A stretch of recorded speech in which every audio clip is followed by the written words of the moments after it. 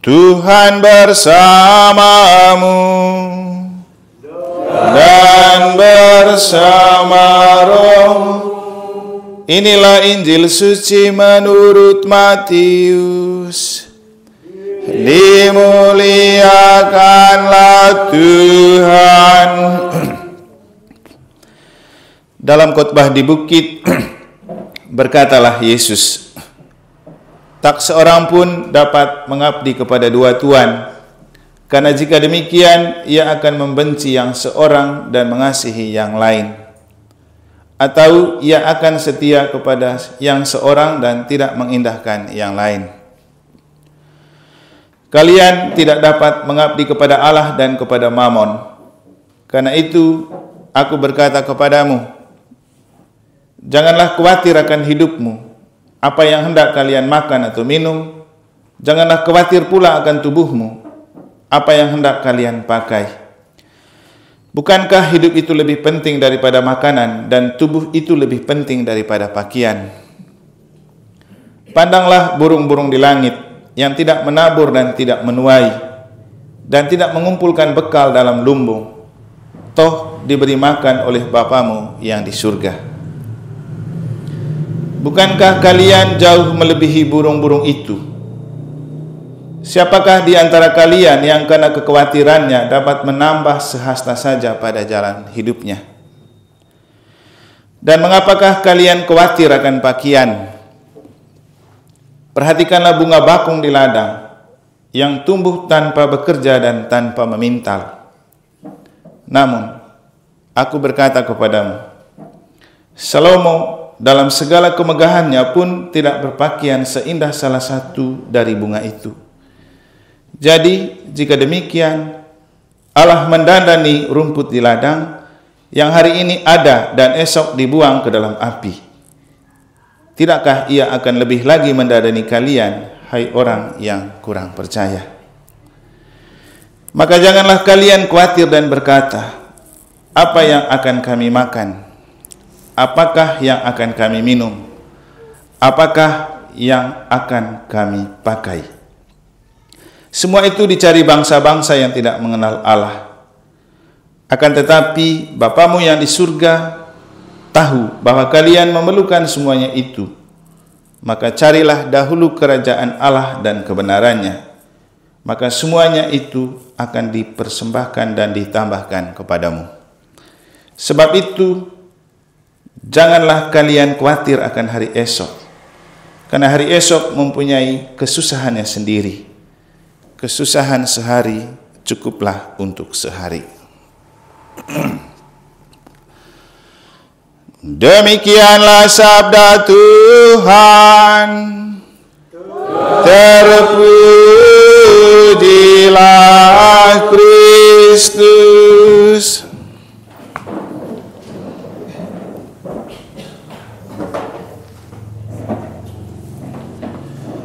Karena kamu meninggalkan Allah, maka Allah pun meninggalkan kamu. Itu adalah sebuah ungkapan Sakaria dalam bacaan pertama yang baik untuk kita maknai. Karena kamu meninggalkan Allah, maka Allah pun akan meninggalkan kamu. Bapak Ibu, meninggalkan Allah itu gampang. Ketika Anda sibuk kerja, ketika Anda sibuk urus dunia, urus pakaian, urus makanan, dengan gampang kamu meninggalkan misa, doa, dan urusan-urusan rohani. Tapi jangan lupa, dengan itu kita meninggalkan Allah, maka juga Allah akan meninggalkan kita. Masalahnya kalau tiba-tiba meninggal, kan kita cari Allah kan? Jadi kita itu terlalu mudah meninggalkan Allah dan kerajaan Allah. Karena alasan inilah, alasan itulah. Seperti yang saya bilang, saya senang dengan Tresia yang kompak kalau kerja, kalau kor, tapi saya tidak suka kalau tidak ikut misa. Karena kita berjumpa Allah itu di dalam misa. Itu paling utama dan paling penting. Karena kita mau selalu berada bersama Allah, supaya Allah selalu berada bersama kita. Karena begini Bapak Ibu, siapa yang tahu kita harus mati kapan, di mana? Tidak ada. Jadi konsekuensi dari kita meninggalkan Allah, bukan hanya Allah meninggalkan kita. Masalahnya kalau kita meninggal, kita mau kemana? Ini kan untuk kita memaknai meninggalnya Ibu Vera 3 tahun yang lalu. Jadi mungkin kita berpikir lagi. Ungkapan itu disampaikan oleh Sakaria kepada orang-orang yang meninggalkan Allah. Ini cerita dalam bahasan pertama ini kelanjutan dari cerita kemarin. Jadi Yoyada ini seorang imam agung yang mempersembahkan persembahan di bait Allah. Dan di antara orang yang dipersembahkan di bait Allah itu ada seorang yang bernama siapa tadi? Yoas kan? Yoas. Ceritanya Yoas ini waktu raja di tempatnya dia itu meninggal, seorang perempuan ibu dari raja bernama Atalia itu mau membunuh semua keturunan raja termasuk Yoas. Tapi mereka ini sembunyikan Yoas di tempat tidur. Selama 6 bulan dia disembunyikan di situ lalu dia hidup. Kemudian ketika saatnya dia dipersembahkan di bait Allah. Nah, Yoyada adalah orang imam yang mempersembahkan persembahan di bait Allah termasuk mendoakan Yoas ini. Waktu Atalia, seorang ibu dari seorang raja itu tahu ada Yoas di sana, dia marah. Dia bilang, kamu itu pengkhianat semua. Tapi kemudian Yoyada menyuruh imam-imamnya membunuh perempuan ini. Lalu matilah ini perempuan. Nah, Yoas ini kan diselamatkan oleh Yoyada dalam tanda kutip. Tapi dia memang jadi kacang yang lupa kulit. Karena kemudian apa? Dia justru meninggalkan Tuhan dan mereka bersekongkol membunuh Sakaria, putranya Yoyada. Hanya karena Sakaria kritik mereka, bilang, kamu itu meninggalkan Tuhan, nanti Tuhan meninggalkan kamu. Sama juga mungkin gini, kalau Romo omong terus kamu punya kepedulian hidup menggereja dan hidup rohani, pasti kamu jengkel, Romo ini omong itu saja. Tapi Bapak Ibu, inilah seruan-seruan supaya kamu tinggal dalam Tuhan, Tuhan dalam kamu. Pasti kamu tidak suka dan marah. Apalagi dengan kalau Romonya agak kritik sedikit, pasti marah. Tapi jangan lupa, itu semua untuk kamu dekat dengan Tuhan. Saya tidak peduli misalnya orang Tresia tidak suka kalau saya omong, saya sebenarnya suka kamu punya kompakan, tapi malas kalau kamu tidak ikut misa. Pasti kamu tidak suka. Ngapain Romo ini? Tapi ingat, itu adalah komentar-komentar dan pesan-pesan untuk menyelamatkan kamu punya jiwa. Besok-besok saya pindah, kamu mati, kan kamu yang selamat. Tidak ada urusan sama saya kan? Kamu punya persoalan, Tuhan bantu kamu.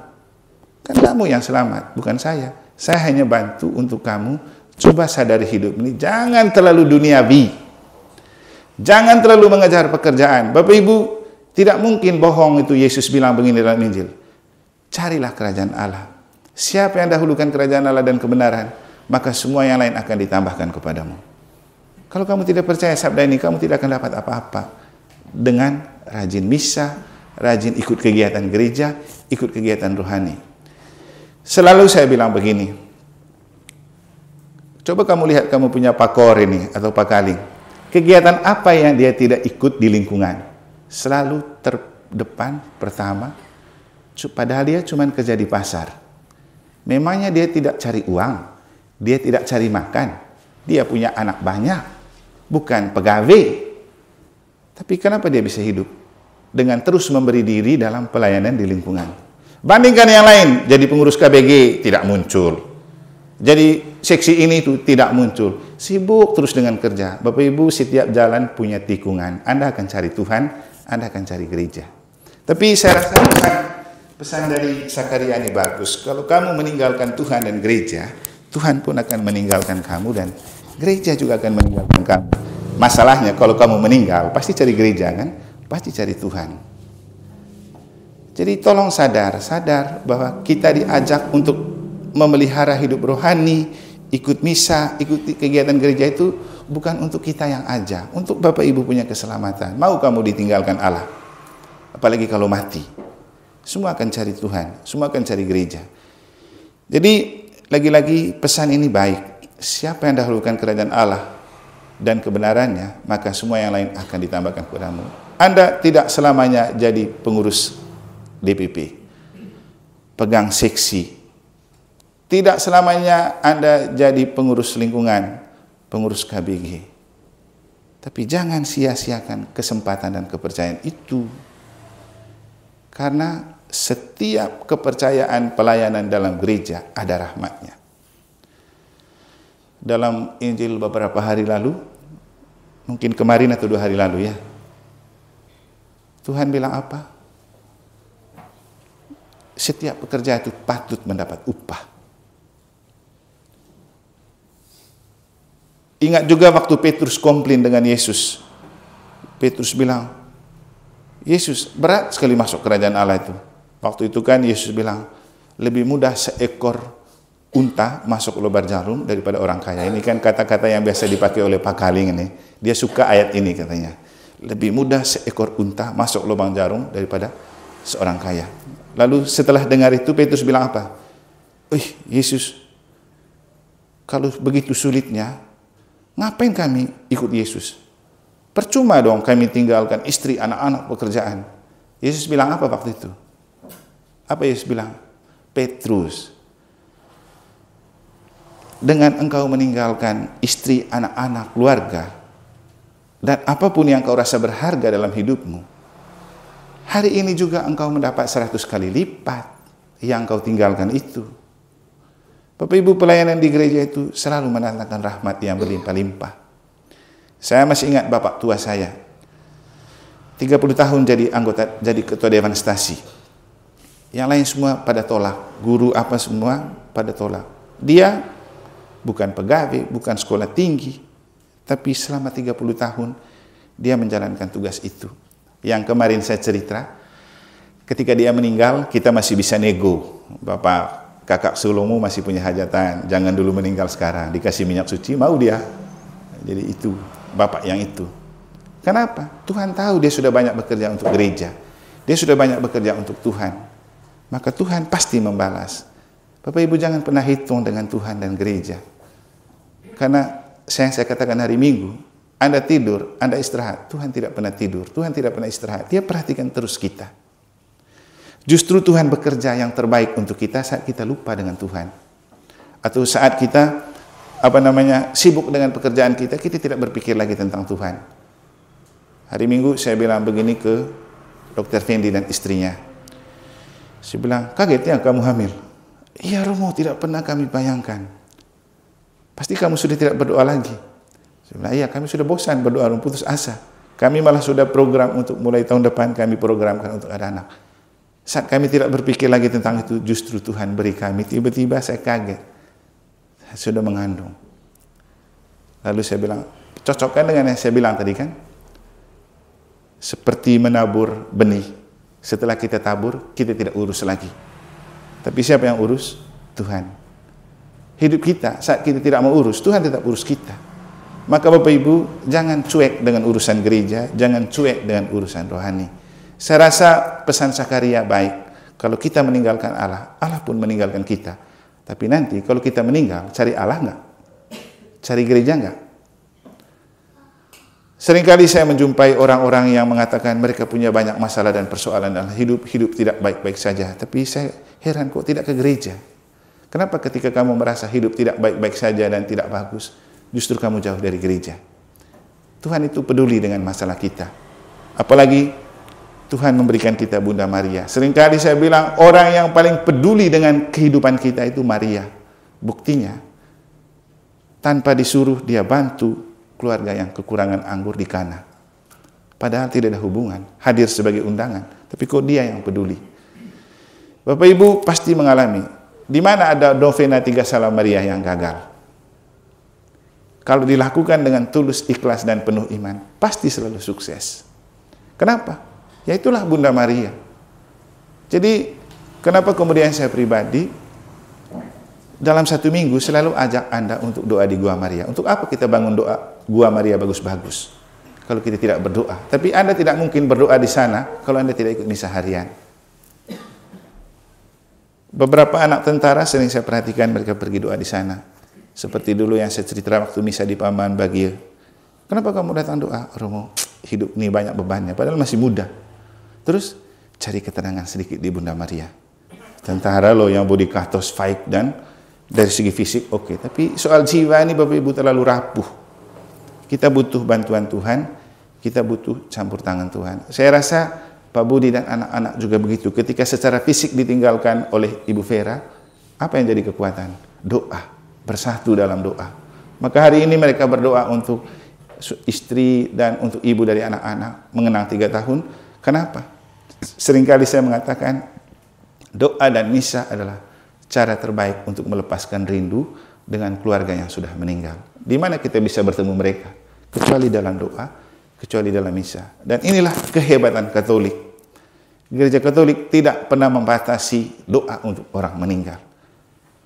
Kalau teman-teman lain kan selesai ya, habis mati sudah selesai, anggap saja dia bangkit, belum tentu kan. Tapi gereja Katolik, kalau sudah masih mati berapa puluh tahun tetap didoakan. Dan kita tidak mendoakan keluarga saja, siapapun orang lain yang mati kita doakan. Setiap 2 November kita doa semua orang mati. Ketika ada keluarga kita agama lain, kita mau rayakan dalam misa dan kita doakan. Kenapa? Ya itulah Katolik. Katolik berdoa untuk siapapun, baik orang hidup maupun orang mati. Dan Katolik tidak memandang hidup dan mati itu perbedaan. Sama saja. Yang beda cuman badan ada yang masih bergerak, yang lain tidak bisa bergerak. Tapi hidup tetap sama, jiwa tetap sama, roh tetap sama. Jadi kita tidak pernah dipisahkan oleh kematian. Dan itulah kehebatan iman Katolik. Sehingga walaupun salah satu di antara kita sudah mati, sebenarnya tidak perlu kita terlalu merasa bersedih. Kenapa? Ia tetap berada bersama kita, ia tetap merayakan Ekaristi bersama kita, ia tetap berdoa bersama kita. Kembali ke tergantung Anda percaya Tuhan atau tidak. Siapa yang mendahulukan kerajaan Allah dan kebenaran, semua berkat yang lain akan ditambahkan kepadanya. Semoga Tuhan memberkati kita.